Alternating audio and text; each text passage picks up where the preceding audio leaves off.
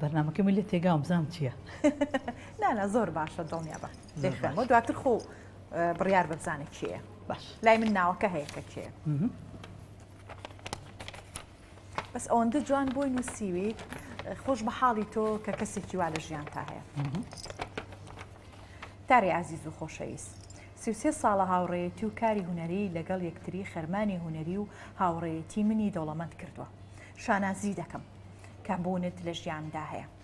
تۆ یەکەم خانمە هونەرمەند بووی شریکت کرد بە نێو ئاواز و مۆزیکی مندا هەمیشە وەک مەلیکە ئیحساسی هەستەکانی منیت.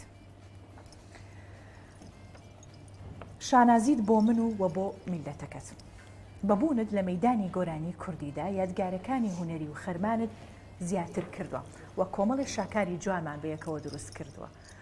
بۆ گریت بڕوا بکە منیش یەکەم